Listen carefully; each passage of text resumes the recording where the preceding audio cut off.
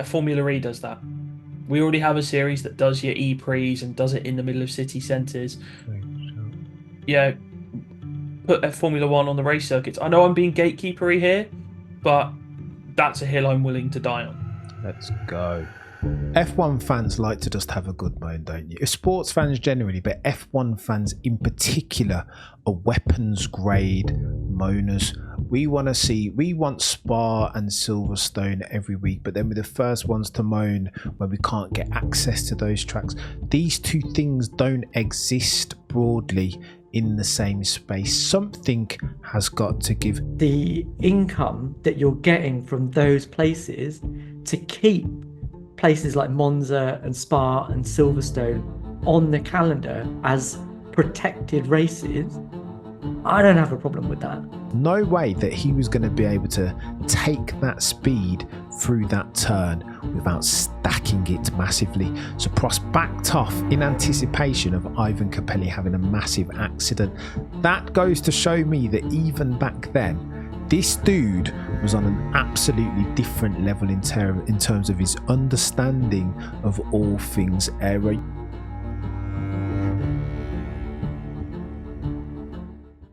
Hello and welcome to another episode of the Shakedown. With me as always, my brethren, my brothers, my co-hosts, Sir Baxty and Shezino. What are you saying, chaps? Good, mate. Good.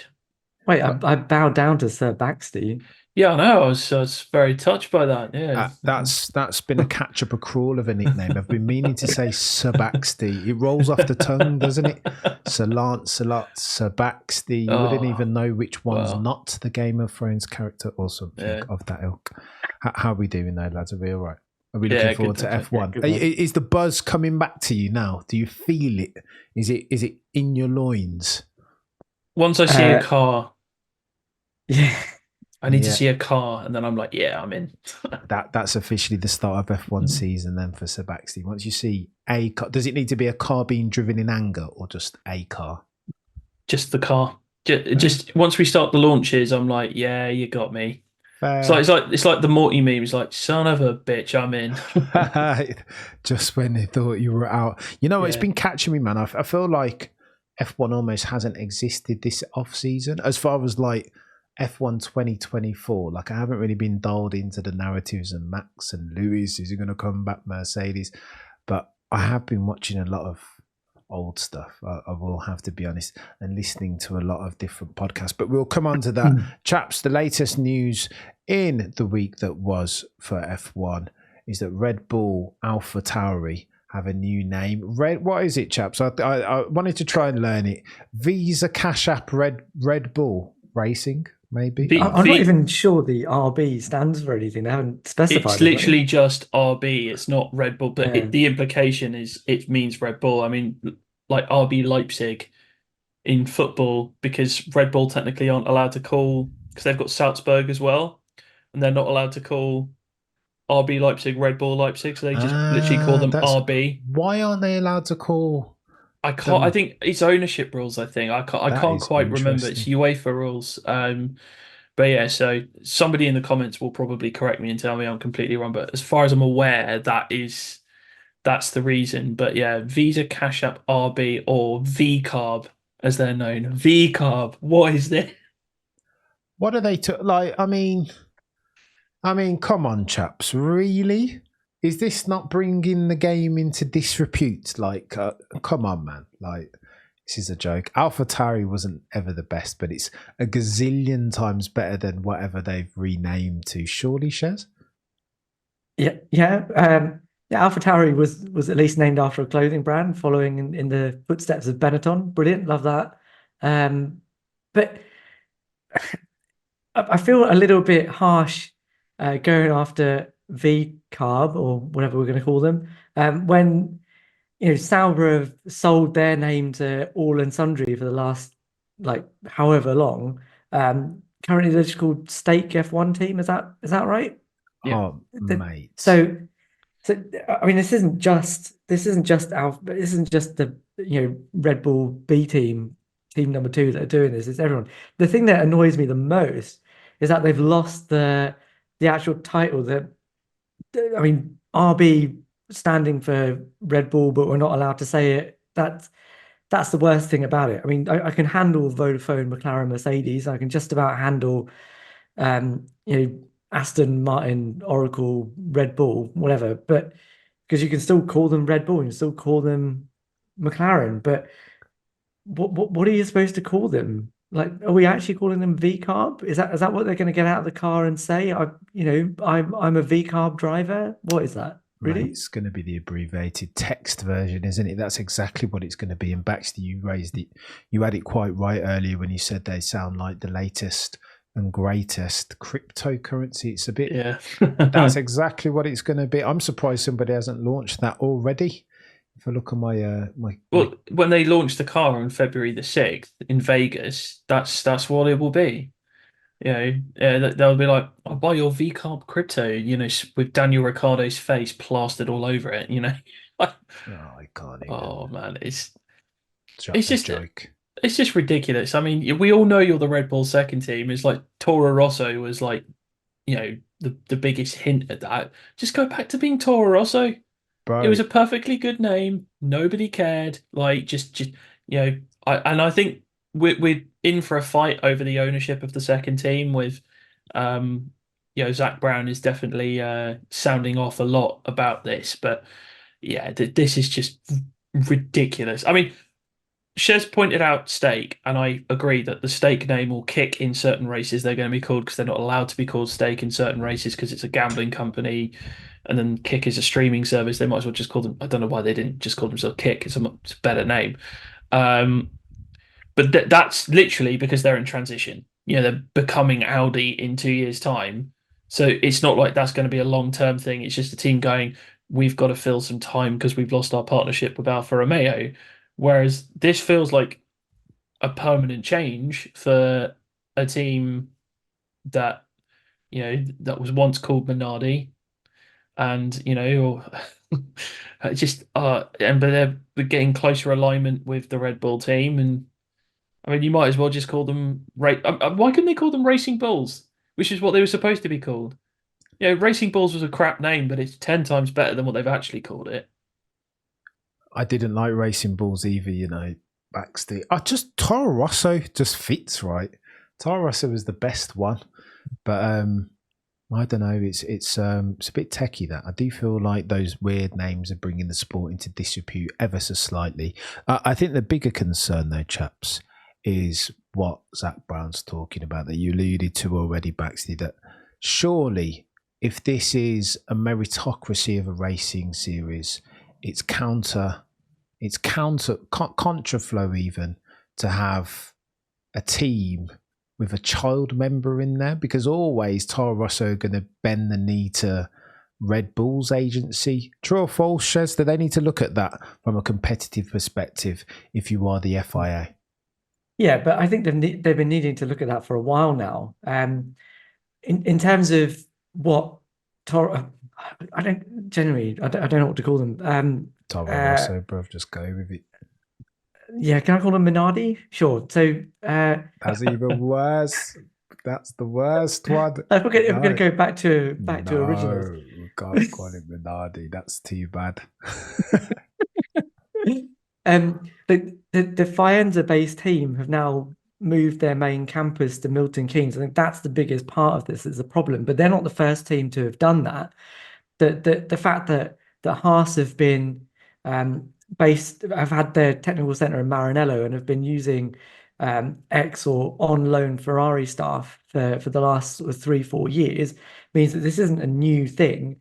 Zach Brown's sort of going after it now and specified that it's Red Bull and Alpha Tauri, but this is something, whatever. But this has been going on for longer than this particular situation. Yes, I do think that the FIA need to look at it, because especially in budget cap era, what you can't have is a team so closely aligned that if the B team come up with a innovation that makes their car a tenth or two faster, you can't then just have IP being transferred directly to the big team, because it just saves them money, doesn't it?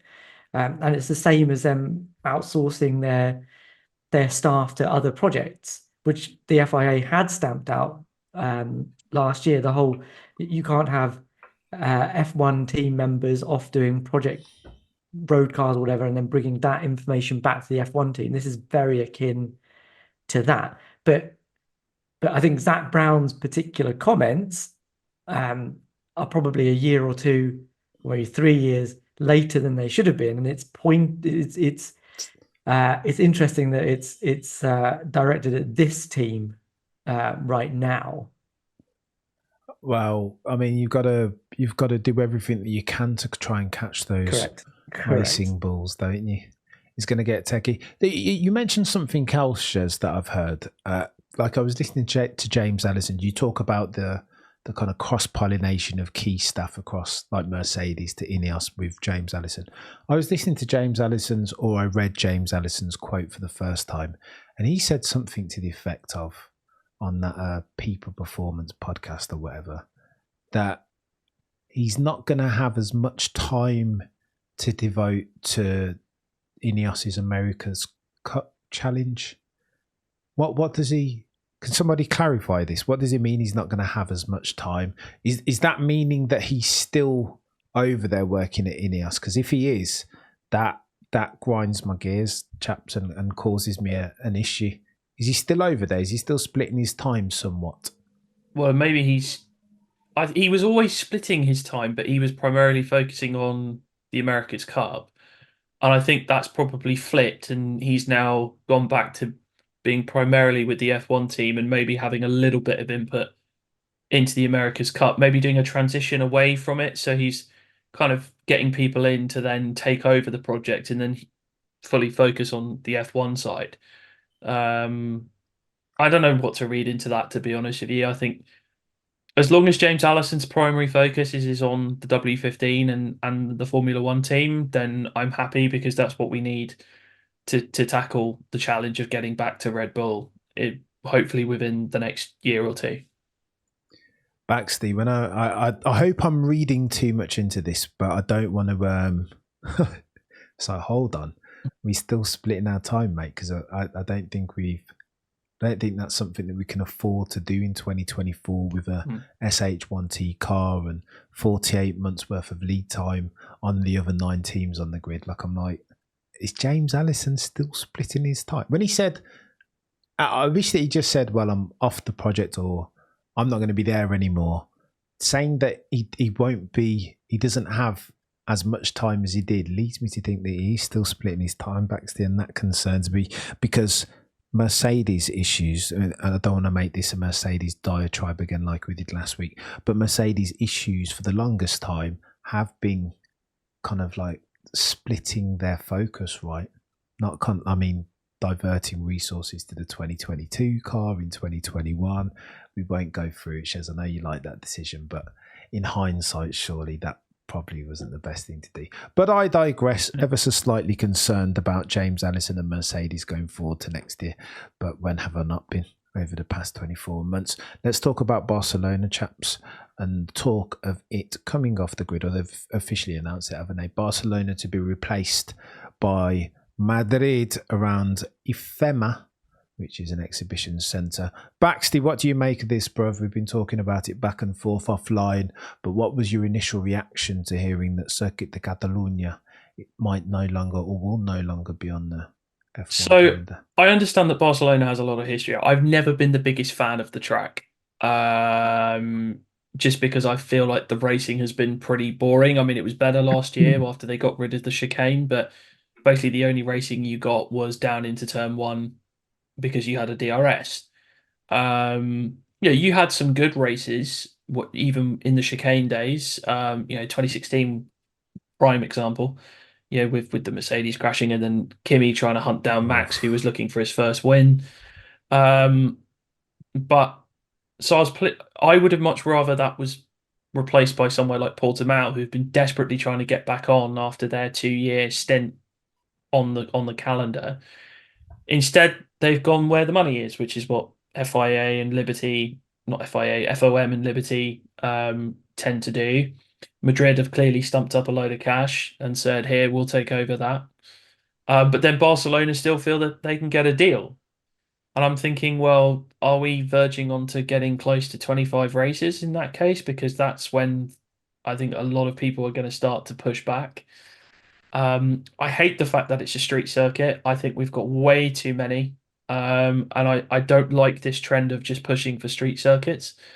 Um, I feel like the model that Bernie had was not perfect, was probably better in that in so much as you invest in infrastructure. So you put a track down, you then build up facilities, you get jobs involved in that as well, but you also make it multi-purpose. Like the perfect example of that was COTA because COTA was used before Formula One by MotoGP. That was MotoGP was kind of the test event for COTA back in 2012 or 2013, whenever it was.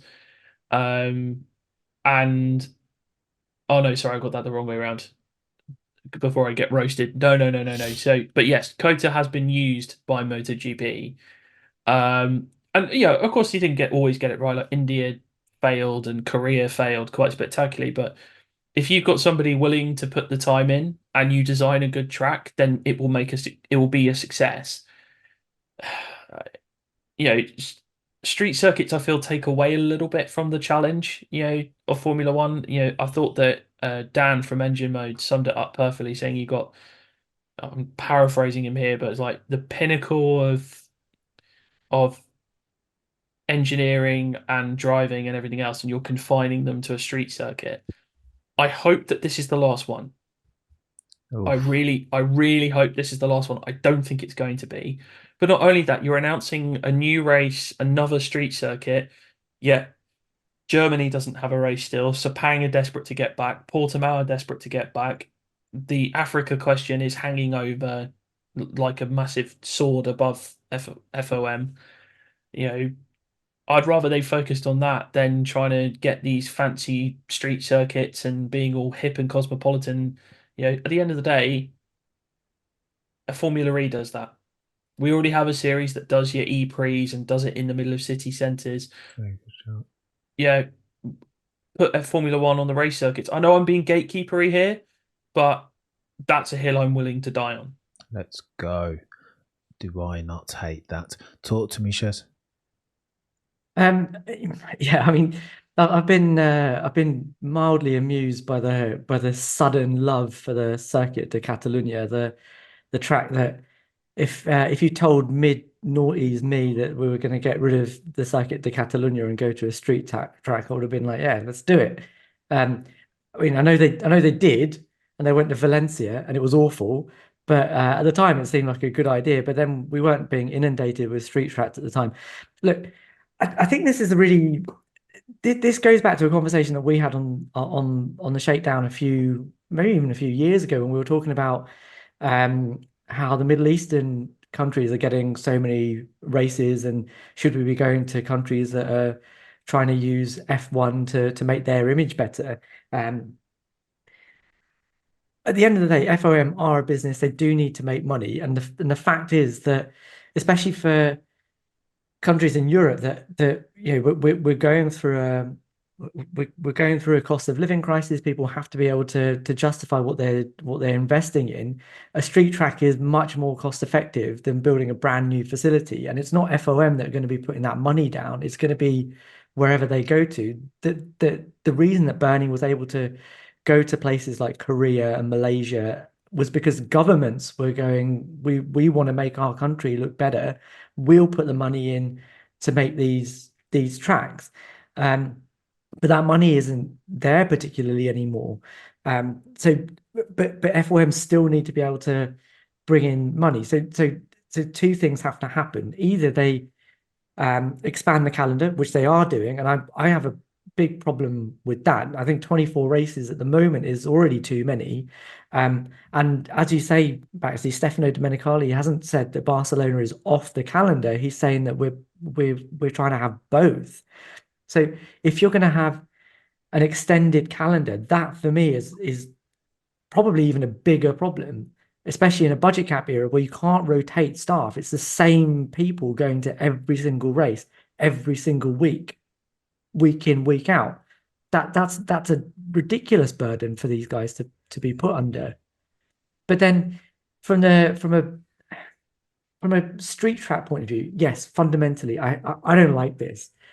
I think if you're going to get rid of a racetrack, Barcelona is probably the one that I'd be happy to lose out of all of the ones that are there. I'd much rather lose Barcelona than I would Monza or Spa, 100%. But if you're going to move it to another racetrack. But again, it comes back to the fact that, Baxty, you talked about Portimao. When Portimao was on the grid 2020, 2021, it was alongside an influx of tracks that were drafted in because we didn't have anywhere to go. And F1 were running at a loss in those 2 seasons because they didn't have anyone coming to the tracks, and they were having to pay the race promoters, the tracks, to have those races. That's not a workable model, right? Yes, it was fun having Mugello and Imola and Portimao, all those places turn up for a season. Brilliant for us fans, but F1 couldn't afford to do that year in, year out because they were paying the tracks to do it because they can't afford the race hosting fees to do it themselves. That's why we're having to go to street tracks, because these places can afford the race hosting fees and can give FOM some money. I think as fans we're in a difficult position now, right? That the 2 options that we have are either that we go to countries that want to use F1 as an advertising modality, and are willing to put in the money to put in purpose-built tracks, but don't necessarily have the right image that we can all get behind, but at least they're on purpose-built tracks. Or we go to street tracks in city centres, which are cost-effective, more guaranteed to get ticket sales because people will come. You don't have the problems of transport that you have at places like Monza and Silverstone, and the facilities can be as up to date as possible. And one thing just to be aware of is if you look at sort of the reports of 2020-21 Barcelona, it was not just that the fact that the racing wasn't brilliant, it's also the fact that when people turned up to the track, there weren't enough toilets. They ran out of water. They ran out of food. The infrastructure was poor. So how can you push for Barcelona to be on the circuit when they can't even get the basics right? Obviously, they're going to go somewhere else. So those I think are the two the rock and the hard place that we as fans find ourselves between. And I don't know how to square that circle. Let me try and square it for you, Shez. F1 fans like to just have a good moan, don't you? Sports fans generally, but F1 fans in particular are weapons grade moaners. We want Spa and Silverstone every week, but then we're the first ones to moan when we can't get access to those tracks. These 2 things don't exist broadly in the same space. Something has got to give. Shez, I'm a massive boxing fan, and I've been crying out to see the best fight the best for the longest time. And all of a sudden, the Middle East plump up big bucks and heavyweights, the biggest heavyweights and the best heavyweights in the world can't stop fighting each other.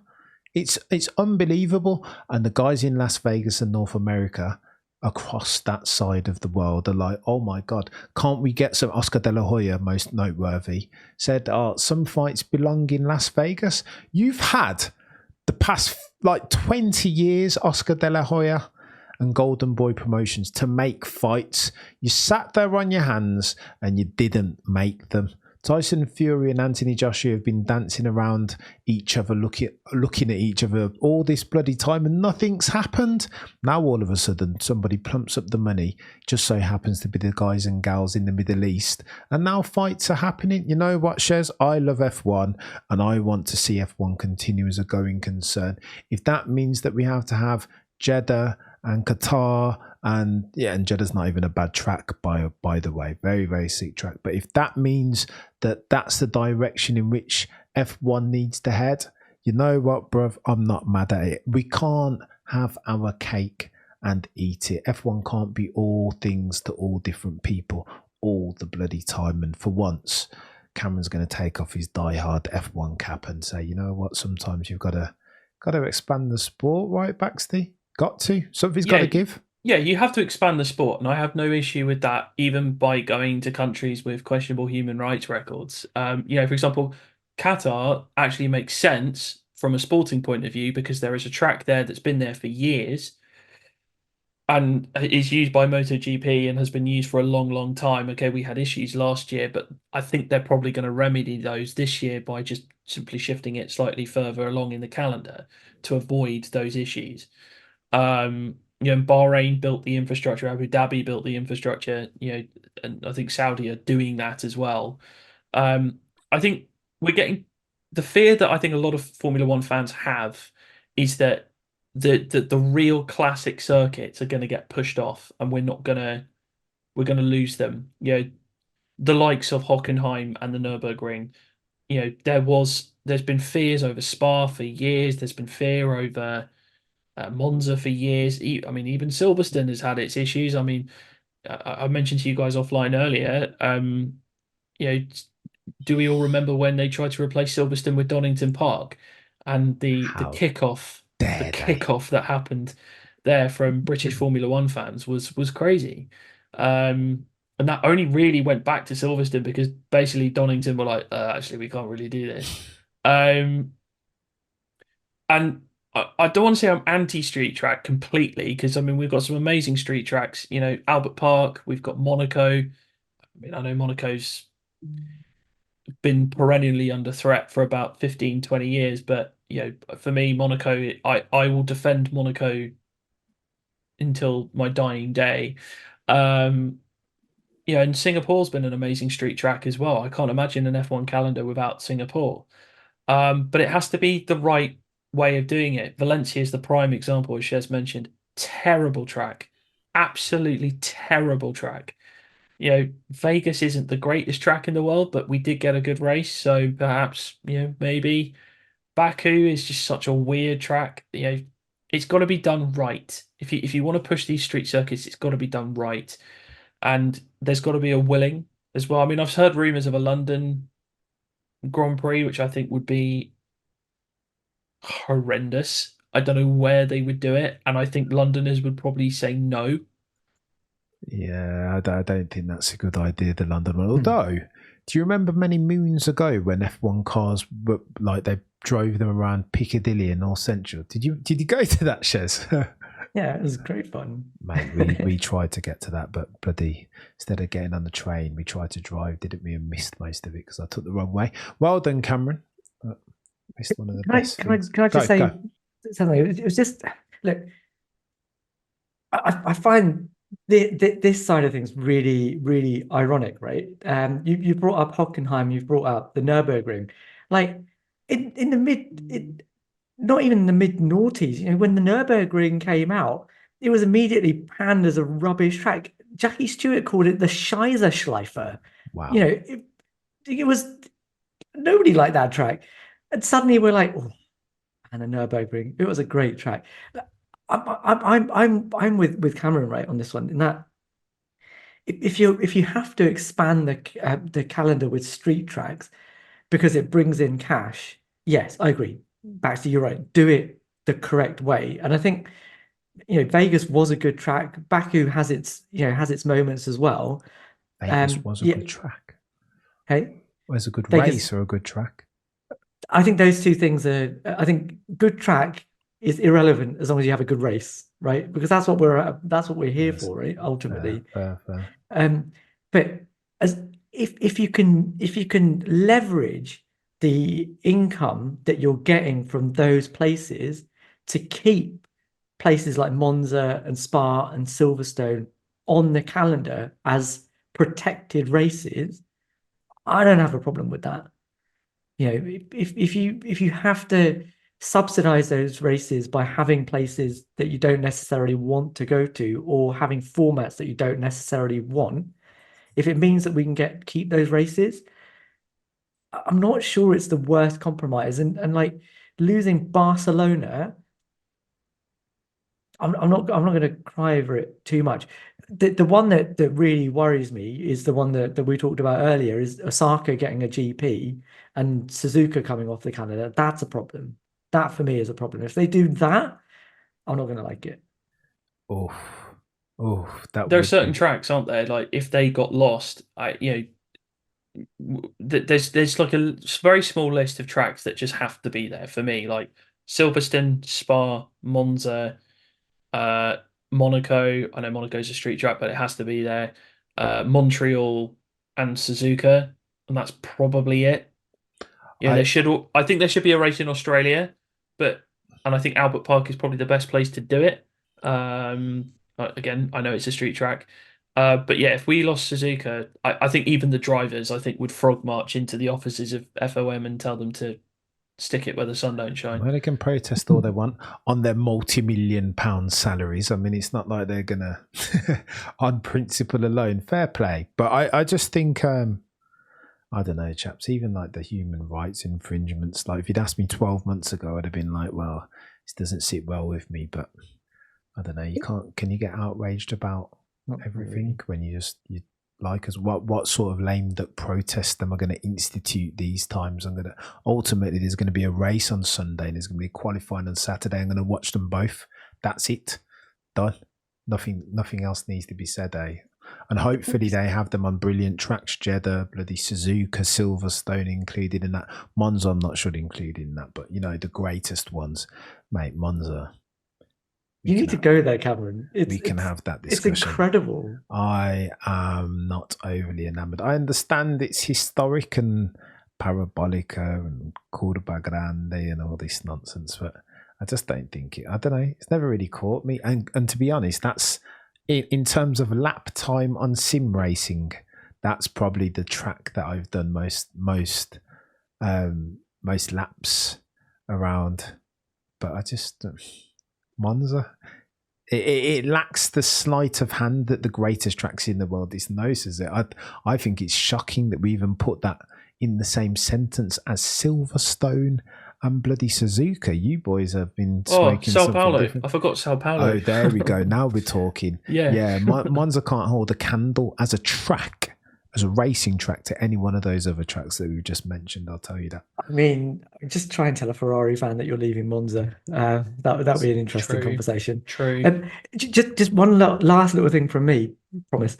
This isn't even the first time that F1 have gone after. I've had to put loads of street tracks just to get to places that they wouldn't have been able to get to otherwise. 80s and late 80s, early 90s. You had Long Beach, Detroit, Phoenix, Caesar's Palace car park. Phoenix, let's go. Proper tracks. all rubbish street tracks. Like it's just because F1 wanted to get into the US, and this is the most cost-effective way to do it. It took a lot of commitment to get the Circuit of Americas, right? And that's not going to happen every season. That's a massive commitment to do that. Oh yeah, bruv. I don't know. I don't know. Let's see how it pans out. Anyway, if it's a decent track and makes for decent racing, then I'm gonna watch on Saturday quali and I'm gonna watch Sunday the race, aren't I? Each and every single time. Talk to me about it. I want to. Along my travels, I happened upon a couple of different Adrian Newey podcasts, and I'm scared, chaps. Again, let me just lean into my Mercedes pessimism. In fact, let's not even call it Mercedes pessimism.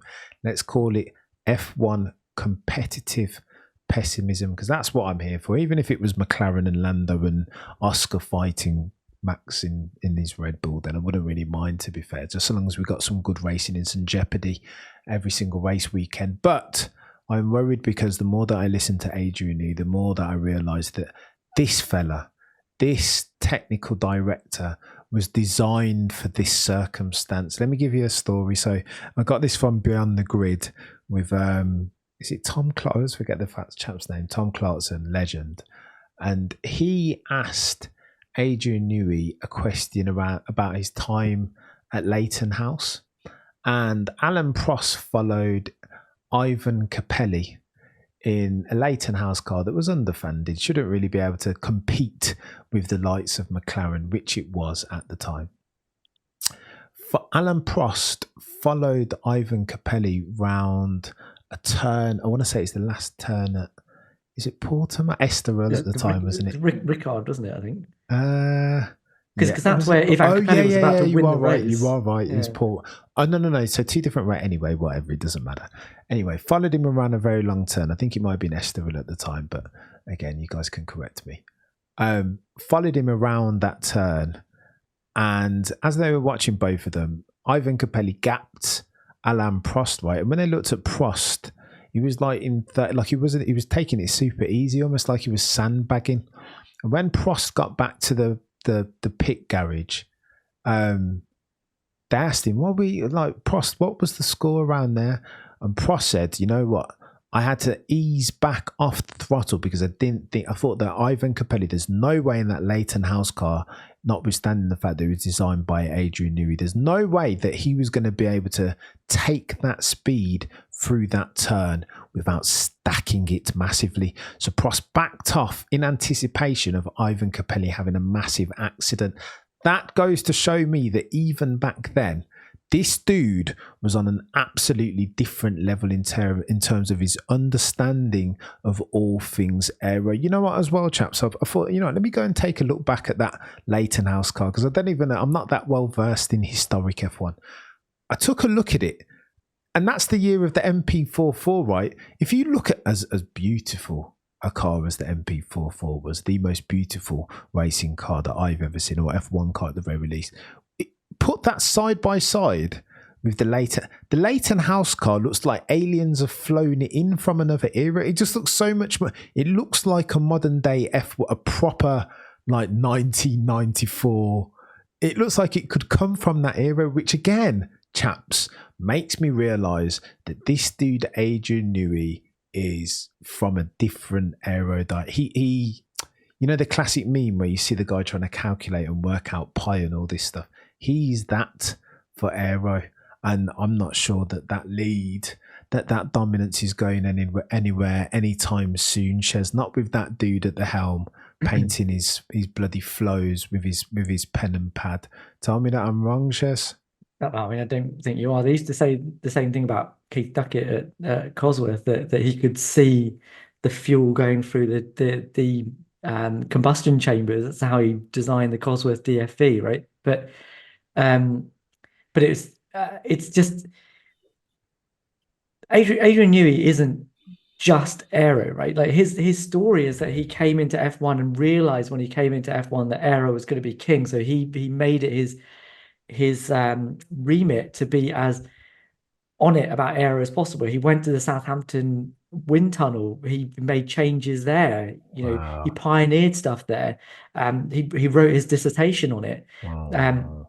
On ground effects, which is what was going on at the time. And it's really interesting that you say what you say about the Leighton House. He followed in a long line of technical directors that took what they had learned at a particular team and then took it with them to another team. You look at what the Leighton House looked like in the at the end of the 80s, and then you look at all of the 90s Williams that came out, and you can see a direct lineage between all of them.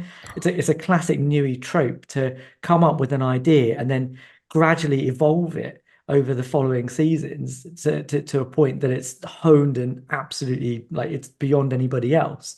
But his genius, I think, is not just the fact that he's all about the aero. That's what he recognized was the most important performance differentiator when he came into Formula One, and he was right because it has been for so long. But it's the fact that he has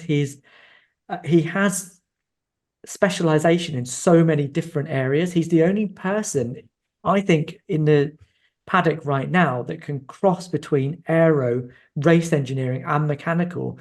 And when you talk to somebody like James Allison, and he said it on that Performance People podcast, that the problem that Mercedes had was that everybody was working in a silo and they weren't able to bring all of that together. What Adrian Newey can do is not just bring people together in a sense of bringing them all in the same room. He will have those people in the room, they will talk, and he will be able to talk to them at the same level that they can, right? Like, this is a guy that, I mean, I said it to you guys offline, but this is a guy that designed the FW18 that took Damon Hill to the 1996 Formula One World Championship, and dominantly so. But he was also race engineering Damon Hill that season as well. Yeah, it's a bit nodded. It's a bit daft. This is now. It's a bit daft. I hadn't. I knew that he was a genius, Shez, but I don't think I realised the extent to which this chap is born to do this. But it's a limited shelf life, right? Because Adrian Newey, he can't do this forever, right? And the problem that Red Bull will have, and the salvation that will come to everyone else in Formula One, is that there isn't really anybody after Adrian Newey that has that kind of breadth of experience. You have people that are geniuses at aero. You know, you look at the Pierre Washes and the even the James Allisons of this world. They know aero, and you have mechanical engineers. You look at the Rob Marshalls and the David Sanchez's of this world, and they know what they're doing. It's the fact that Adrian Newey can bring all of that together, and as an expert at all of those things. He was the guy that designed the front and rear suspension of the RB18. That was him, and because he knew that's what was needed to make ground effects work, because he'd seen it at Fittipaldi. That was another quote that I found that he had. Who is it? Was it Alan Jones? Or maybe not Alan Jones? Keke Rosberg was driving around in Fittipaldi. Oh, don't even do it. And because Harvey Postlethwaite had come up with an idea to just take the suspension off the car to bring the car as low down as possible and save weight. They thought, great, this will be great for ground effects. And the minute Keke Rosberg drove it, it didn't work. And Adrian Newey stored it. That was in the data banks. That was there, ready to cash in at Red Bull in 2022. You cannot buy that. Aero plus suspension, bruv. Telling you. And you know what else freaked me out? Baxty, I'll tell you this very quickly, brother, as we round third base.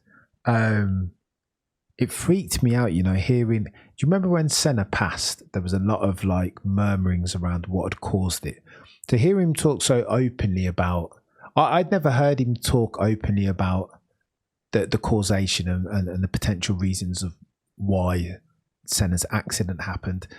He leaned very transparently into the fact that he'd screwed up the aero, that the base of the aero wasn't wide enough. It wasn't fit for purpose for a car, for the range of ride heights that car could ride at. He understands that it's important that the performance curve is accessible, right? That having a very peaky performance curve that you can access at Brazil once a year doesn't help anyone. And they've built that car to where it's just a brilliant bloody car, man. Baxty. Here we go. Misery Guts Cameron. Mercedes pessimism again. But I just don't see. And plus, Shez, the fact that he's not bloody. He said that he's not planning to retire anytime soon, has he? How old is he now? 65 something. He's got a good few more years. He will see Red Bull critically into 2026 and the next rule and reg change. That's the problem. That's the issue. That I'm not even talking about 24, 25. I think we can just write that off, chaps. But 26 onwards, this chap probably will still be, even if he's not around, he will oversee the development of that car into that next phase. Houston, we have a problem. You can look at it a different way, though, right? That you can argue that Adrian Newey has had the biggest impact of Formula One that anybody else has over the past 30 years. 100%. Like maybe 40 years now. Nobody else has had a bigger impact than Adrian Newey. And in the same way that we were asked to appreciate the dominance of the Red Bulls in 2023, you do have to take your hat off to that kind of genius, and that kind of motivation and commitment for that long to keep wanting to design Formula One cars. I had a conversation with somebody at work the other day, right? About motivation, because it's rare, I think, even certainly in my profession, to find somebody that not only is good at their job, but is also their job is all encompassing. Like they go home and all they think about is their work, and they read stuff for fun because not only is their job, it's also their hobby and their passion. It's rare to find people that have that, because that kind of mentality just makes you brilliant all the time. Because all you're ever thinking about is your work, getting better at it. What's the next thing? Why is it? This is really interesting. I want to read more about it. I want to know more about it. I want to get better at it.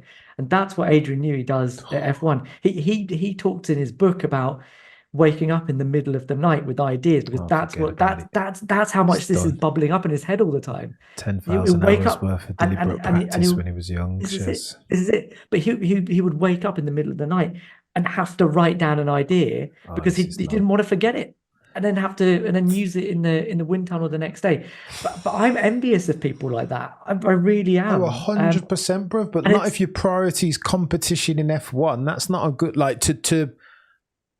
I don't know, Shez. But if F1 is the pinnacle of motorsport, that's what you want, isn't it? Baxty chime in. Well, not if it means that one team continue to dominate ad infinitum. Like, what are we doing? Baxty. All I have to say is he doesn't always get it right, does he? This is true. And there will be other factors that might prevent the Red Bull from being fast. I mean, we all saw in 2014 that the Red Bull probably had the best aero package, but that Renault engine was such a dud. They were on a hiding to nothing. And it was the engine that was kind of holding Red Bull back in a lot of ways. And then it took them a couple of years with Honda to really get their asses into gear. And then they could make the challenge to Mercedes, who then became as aero proficient as Red Bull at that point. Was it the 2005 or the 2006 McLaren that just broke every time it went on track, and very delicate cars and everything else, super quick, but glass cannons, as it were. Yeah. Particularly in the early 2000s, and Ferrari out developing them as well. That's the one thing is, he is one person, but if another team of people get on top of it, like a Mercedes, like a Ferrari, like a McLaren, he's not fallible. But I agree with what Shez said. He has had the single greatest impact on this sport, because his winning is 4 decades. 4 decades he's won championships in it. Well, maybe apart from the 2000, I don't think he did win a championship in the 2000s, but he's been a major influence in Formula One for 4 decades, and that is crazy. Chapeau, bloody Nora. How much were you guys paid to see him at Mercedes, or paired with Lewis Hamilton? Better put, all of the money, just like all of it. If it's there, give him the budget, give him what he wants. Oh, Baxty. Seconded, bruv. Seconded. Right, chaps, I'm going to call it quits, man. That's been a go. I like these, man. The way when they feel like just a chat down the pub about F1. I enjoy these the most. Right, chaps, I know, Shez, you've got to go. Apologies for the irresponsible chairmanship. You guys have been fantastic. Do me a favour, like, comment, subscribe. If you're listening on a podcasting platform, 5-star reviews. Por favor, for co-host Shez, for co-host Baxty. I've been Cameron F1. See you same time, same place next week. As always, remember to look but never stare.